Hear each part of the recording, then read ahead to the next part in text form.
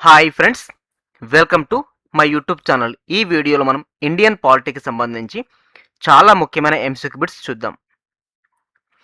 First question, భారత రాజ్యాంగంలోని ఏ article ప్రకారం ఉపరాష్ట్రపతిని ఎన్నిక చేస్తారు? భారత రాజ్యాంగంలోని ఏ ఆర్టికల్ ప్రకారం ఉపరాష్ట్రపతిని ఎన్నిక చేస్తారు? Answer fourth option right answer, article 66. భారత రాజ్యాంగంలోని ఆర్టికల్ 66 ప్రకారం ఉపరాష్ట్రపతిని ఎన్నిక చేస్తారు. ఇది ఉపరాష్ట్రపతి ఎన్నిక విధానం మరియు ఎన్నికల సంఘం కూర్పును వివరిస్తుంది.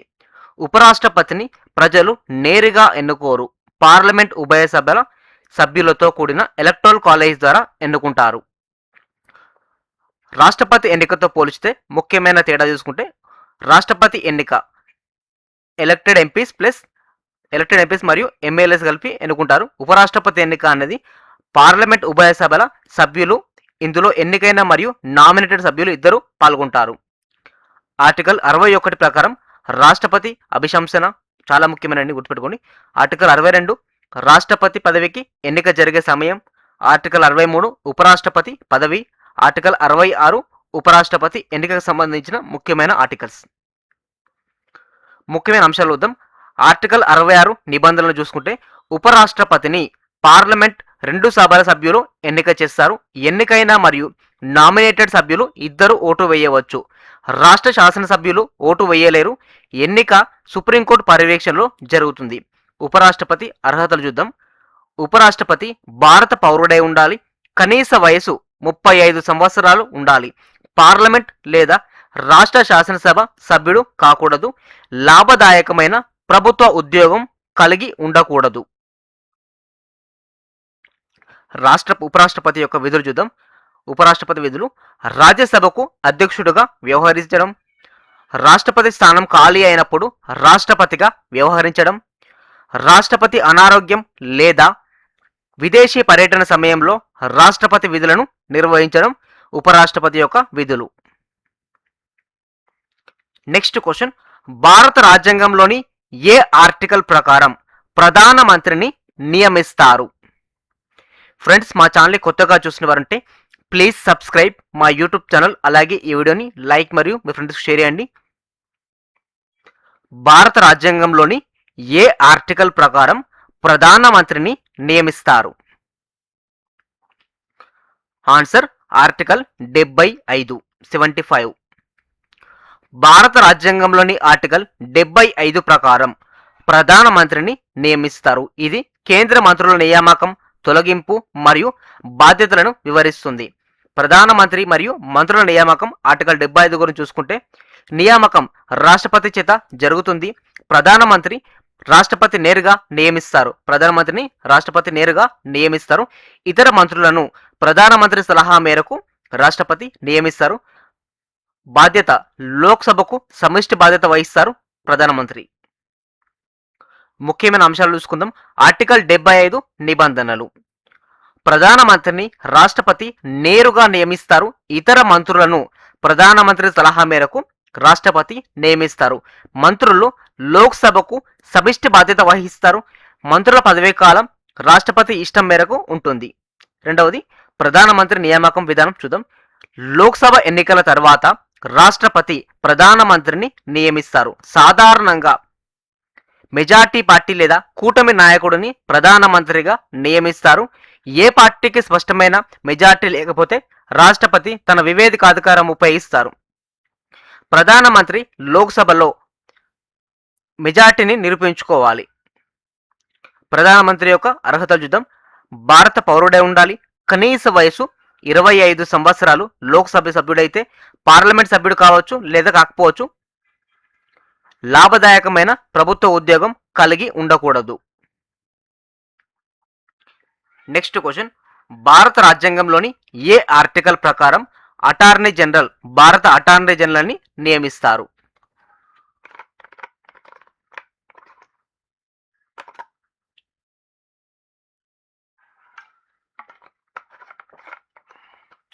భారత రాజ్యాంగంలోని ఏ ఆర్టికల్ ప్రకారం భారత అటార్నీ జనరల్ని నియమిస్తారు?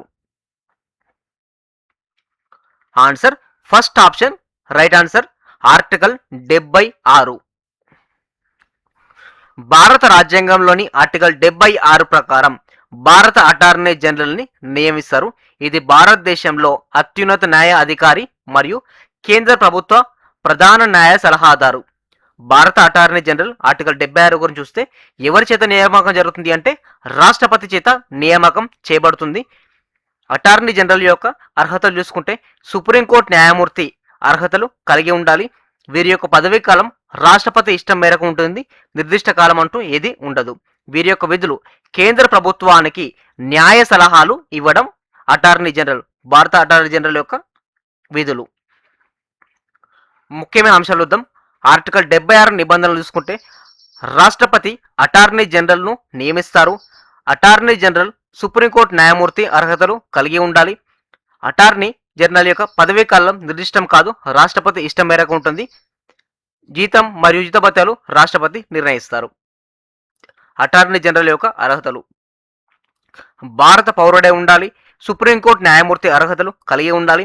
కనీసం 5 సంవత్సరాలు హైకోర్టులో న్యాయమూర్తి లేదా 10 సంవత్సరాలు హైకోర్టులో న్యాయవాదిగా పనిచేసి ఉండాలి. అటార్నీ జనరల్ యొక్క విధులు చూసుకుంటే కేంద్ర ప్రభుత్వానికి న్యాయ సలహా ఇవ్వడం, సుప్రీంకోర్టు మరియు హైకోర్టులలో కేంద్ర ప్రభుత్వం తరపున వాదించడం, పార్లమెంట్ సమావేశాల్లో పాల్గొనడం ఉంటుంది కానీ ఓటు హక్కు మాత్రం ఉండదు. కేంద్ర ప్రభుత్వం తరపున న్యాయ వ్యవహారాలు నిర్వహించడం అటార్నీ జనరల్ యొక్క విధులు. నెక్స్ట్ క్వశ్చన్, భారత రాజ్యాంగంలోని ఏ ఆర్టికల్ ప్రకారం రాజ్యసభ సభ్యుల సంఖ్య మరియు నిర్మాణం నిర్వచించబడింది? భారత రాజ్యాంగంలోని ఏ ఆర్టికల్ ప్రకారం రాజ్యసభ సభ్యుల సంఖ్య మరియు నిర్మాణం నిర్వచించబడింది? Answer second option right answer article 80. Article 80 ప్రకారం రాజ్యసభ నిర్మాణం నిర్ణయించబడుతుంది. రాజ్యసభలో గరిష్టంగా 250 మంది సభ్యులు ఉండవచ్చు. 238 మంది రాష్ట్రాలు మరియు కేంద్రపాలిత ప్రాంతాలకు ప్రాతినిధ్యం వహించే సభ్యులు, 12 మంది రాష్ట్రపతి చేత నామినేట్ చేసే సభ్యులు ఉంటారు. రాష్ట్రపతి నామినేట్ చేసే 12 మంది సభ్యులు సాహిత్యం, విజ్ఞానం, కళలు, సామాజిక సేవ వంటి రంగాల్లో ప్రత్యేక జ్ఞానం లేదా అనుభవం కలిగిన వారు ఉంటారు. నెక్స్ట్ క్వశ్చన్, భారత రాజ్యాంగంలోని ఏ ఆర్టికల్ ప్రకారం లోక్సభ సభ్యుల సంఖ్య మరియు ఎన్నిక నిర్వచించబడింది? ఫ్రెండ్స్, కింద డిస్క్రిప్షన్లో మా అప్లికేషన్ సంబంధించిన లింక్ ఉంది. దాని ద్వారా తెలంగాణ మరియు ఆంధ్రప్రదేశ్లో నిర్వహిస్తున్నాం అన్ని పోటీ పరీక్షలకు సంబంధించి ఫుల్ కోర్సెస్ అందుబాటులో ఉన్నాయి. ప్రతి ఒక్కరు కూడా మా అప్లికేషన్ని విజిట్ చేయండి. క్వశ్చన్ మళ్ళీ ఒకసారి, భారత రాజ్యాంగంలోని ఏ ఆర్టికల్ ప్రకారం లోక్సభ సభ్యుల సంఖ్య మరియు ఎన్నిక నిర్వచించబడింది? Answer third option right answer article 81. భారత రాజ్యాంగంలోని ఆర్టికల్ 81 ప్రకారం లోక్సభ సభ్యుల సంఖ్య మరియు ఎన్నిక నిర్వచించబడింది. ఇది లోక్సభ కూర్పు మరియు సభ్యుల ఎన్నిక విధానాన్ని వివరిస్తుంది. ఆర్టికల్ 81 నిబంధన చూద్దాం. లోక్సభ గరిష్ట సభ్యుల సంఖ్య 552. 530 మంది సభ్యులు రాష్ట్రాల నుంచి ఎన్నిక కాబడతారు. 20 మంది కేంద్ర పాలిత ప్రాంతాల నుంచి ఎన్నిక చేయబడతారు. ఇద్దరు సభ్యులను ఆంగ్లో ఇండియన్స్ని సముదాయం నుండి నామినేట్ చేస్తారు. కానీ 104వ రాజ్యాంగ సవరణ 2020 ద్వారా ఈ ఇద్దరిని నామినేట్ చేయడం అనేది రద్దు చేయబడింది. ప్రస్తుతం లోక్సభలో 543 మంది సభ్యులు ఉన్నారు. అందరూ ఎన్నికైన వారే.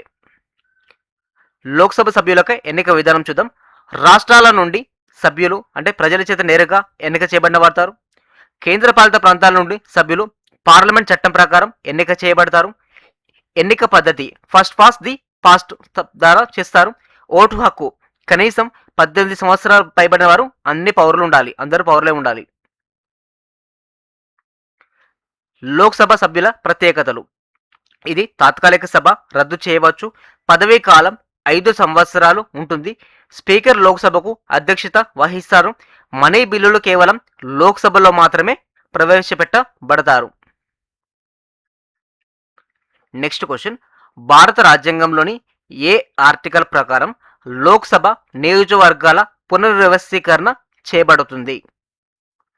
ఫ్రెండ్స్, ఈ వీడియో చూసిన ప్రతి ఒక్కరు కూడా ఈ వీడియోని లైక్ చేయండి. భారత రాజ్యాంగంలోని ఏ ఆర్టికల్ ప్రకారం లోక్సభ నియోజకవర్గాల పునర్వ్యవస్థీకరణ చేయబడుతుంది?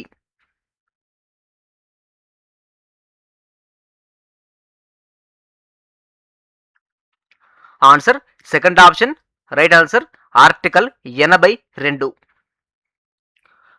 భారత రాజ్యాంగంలోని ఆర్టికల్ 82 ప్రకారం లోక్సభ నియోజకవర్గాల పునర్వ్యవస్థీకరణ చేయబడుతుంది.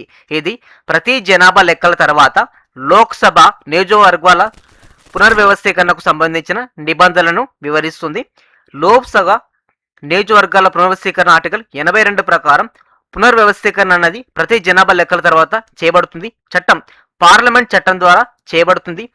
కమిషన్ డిలిమిటేషన్ కమిషన్ ద్వారా చేయబడుతుంది. దీని యొక్క ముఖ్య ఉద్దేశం ఏంటంటే నియోజకవర్గాల సమాన ప్రాతినిధ్యం సంబంధించింది.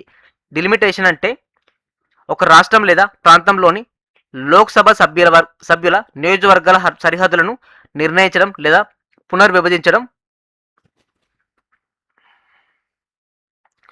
ముఖ్యమైన అంశాలు చూద్దాం. ఆర్టికల్ 82 నిబంధనల ప్రకారం చూసుకుంటే ప్రతి జనాభా లెక్కల తర్వాత లోక్సభ నియోజకవర్గాల పునర్వ్యవస్థీకరణ చేయబడుతుంది.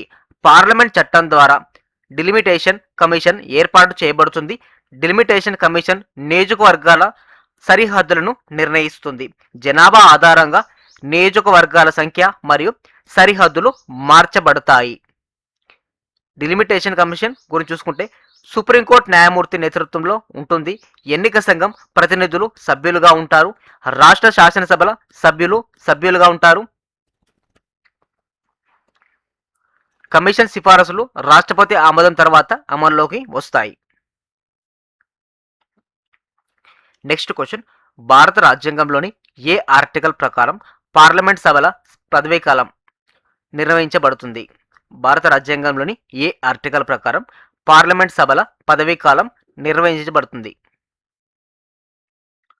Answer third option right answer, article 83. భారత రాజ్యాంగంలోని ఆర్టికల్ 83 ప్రకారం పార్లమెంట్ సభ్యుల పదవీకాలం నిర్వచించబడుతుంది. ఇది లోక్సభ మరియు రాజ్యసభ సభ్యుల పదవీకాలాన్ని వివరిస్తుంది. రాజ్యసభ శాశ్వత సభ ఇది రద్దు చేయలేము. ప్రతి 2 సంవత్సరాలకు 1/3 వంతు సభ్యులు పదవీ విరమణ చేస్తారు. సాధారణంగా ప్రతి సభ్యుడి పదవీకాలం 6 సంవత్సరాలు. లోక్సభ గురించి తీసుకుంటే సాధారణ పదవీకాలం 5 సంవత్సరాలు. అత్యవసర పరిస్థితి అమల్లో ఉన్నప్పుడు పార్లమెంట్ చట్టం ద్వారా లోక్సభ పదవీకాలాన్ని ఒక్కొక్కసారి గరిష్టంగా 1 సంవత్సరం చొప్పున పొడిగించవచ్చు. అయితే అత్యవసర పరిస్థితి ముగిసిన తర్వాత 6 నెలలకు మించి ఆ పొడిగింపు కొనసాగదు. నెక్స్ట్ క్వశ్చన్, భారత రాజ్యాంగంలోని ఏ ఆర్టికల్ ప్రకారం రాష్ట్రపతి అత్యవసర పరిస్థితిని జాతీయ అత్యవసర పరిస్థితిని ప్రకటించవచ్చు?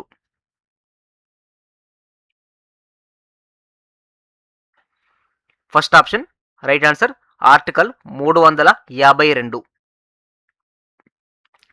భారత రాజ్యాంగంలోని ఆర్టికల్ 352 ప్రకారం రాష్ట్రపతి జాతీయ అత్యవసర పరిస్థితిని ప్రకటించవచ్చు. ఇది యుద్ధం, బాహ్య ఆక్రమణ లేదా సాయుధ తిరుగుబాటు కారణంగా దేశ భద్రతకు ముప్పు కలిగినప్పుడు అమలు చేయబడుతుంది.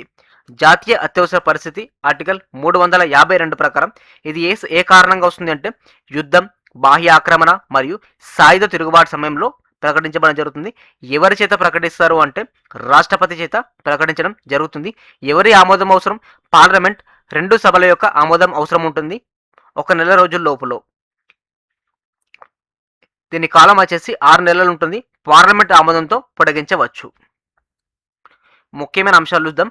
ఆర్టికల్ 352 నిబంధనల ప్రకారం యుద్ధం, బాహ్య ఆక్రమణ లేదా సాయుధ తిరుగుబాటు కారణంగా జాతీయ అత్యవసర పరిస్థితిని ప్రకటించవచ్చు. మంత్రివర్గం సిఫారసు మేరకు రాష్ట్రపతి ప్రకటిస్తారు. పార్లమెంట్ 2 సభల ఆమోదం అవసరం ఉంటుంది 1 నెల లోపు. ఆమోదించిన తర్వాత 6 నెలల పాటు అమల్లో ఉంటుంది. పార్లమెంట్ ఆమోదంతో పొడిగించవచ్చు. జాతీయ అత్యవసర పరిస్థితి యొక్క ప్రభావాలు చూద్దాం. కేంద్ర ప్రభుత్వం అధికారాలు పెరుగుతాయి. రాష్ట్ర ప్రభుత్వాల అధికారాలు తగ్గుతాయి. ప్రాథమిక హక్కులు ఆర్టికల్ 19 నిలిపివేయబడతాయి. పార్లమెంట్ రాష్ట్ర జాబితాలోని విషయాలపై చట్టాలు చేయవచ్చు.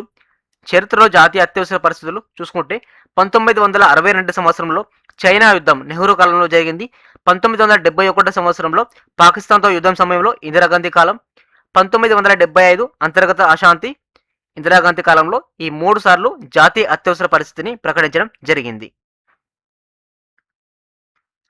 నెక్స్ట్ క్వశ్చన్, భారత రాజ్యాంగంలోని ఏ ఆర్టికల్ ప్రకారం రాష్ట్ర అత్యవసర పరిస్థితి రాష్ట్రపతి పాలన ప్రకటించబడుతుంది?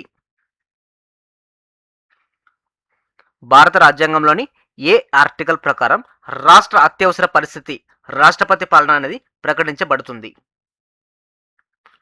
Second option right answer article 356. Article 356 ప్రకారం ఒక రాష్ట్ర ప్రభుత్వం రాజ్యాంగ నిబంధనలకు అనుగుణంగా పనిచేయలేని పరిస్థితి ఏర్పడినప్పుడు రాష్ట్రపతి ఆ రాష్ట్రంలో రాష్ట్రపతి పాలనను విధించవచ్చు. దీనిని సాధారణంగా రాష్ట్ర అత్యవసర పరిస్థితి అని కూడా అంటారు. ముఖ్యమైన అంశాలు చూద్దాం. రాష్ట్రపతి సాధారణంగా గవర్నర్ నివేదిక ఆధారంగా లేదా ఇతర సమాచారం ఆధారంగా చర్య తీసుకోవచ్చు. రాష్ట్రపతి ప్రకటనకు పార్లమెంట్ ఆమోదం అవసరం ఉంటుంది. ఆమోదం పొందిన తర్వాత సాధారణంగా 6 నెలల పాటు అమల్లో ఉంటుంది. కొన్ని రాజ్యాంగ షరతులకు లోబడి గరిష్టంగా 3 సంవత్సరాల వరకు పొడిగించవచ్చు. నెక్స్ట్ క్వశ్చన్, భారత రాజ్యాంగంలోని ఏ ఆర్టికల్ ప్రకారం ఆర్థిక అత్యవసర పరిస్థితి ప్రకటించబడుతుంది? ఫైనాన్షియల్ ఎమర్జెన్సీ అనేది ఏ ఆర్టికల్ ప్రకారం ప్రకటించబడుతుంది? Answer third option right answer article 360. భారత రాజ్యాంగంలోని ఆర్టికల్ 360 ప్రకారం ఆర్థిక అత్యవసర పరిస్థితి ప్రకటించబడుతుంది. ఇది దేశ ఆర్థిక స్థిరత్వానికి ముప్పు కలిగినప్పుడు అమలు చేయబడుతుంది. ఆర్థిక అత్యవసర పరిస్థితి ఆర్టికల్ 360 ప్రకారం కారణం దేశ ఆర్థిక స్థిరత్వానికి ముప్పు కలిగినప్పుడు ప్రకటన రాష్ట్రపతి చేత ప్రకటించబడుతుంది.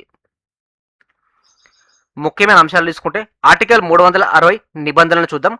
దేశ ఆర్థిక స్థిరత్వానికి ముప్పు కలిగినప్పుడు ఆర్థిక అత్యవసర పరిస్థితి అనేది ప్రకటించవచ్చు. కేంద్ర అంటే మంత్రివర్గం సిఫారసు మేరకు రాష్ట్రపతి ప్రకటిస్తారు. పార్లమెంట్ 2 సభల సభ్యుల ఆమోదం అవసరం ఉంటుంది 2 నెలలలోపు. ఆమోదించిన తర్వాత అనిశ్చిత కాలం వరకు అమల్లో ఉంటుంది. పార్లమెంట్ ఆమోదంతో పొడిగించవచ్చు.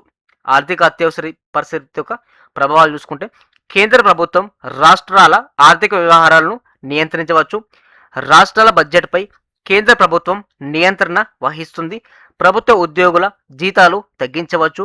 ఆర్థిక బిల్లులపై రాష్ట్రపతి ఆమోదం అవసరం ఉండవచ్చు. షరతుల్లో ఆర్థిక అత్యవసర పరిస్థితి గురించి చూసుకుంటే ఇప్పటి వరకు ఎప్పుడు కూడా ప్రకటించబడలేదు.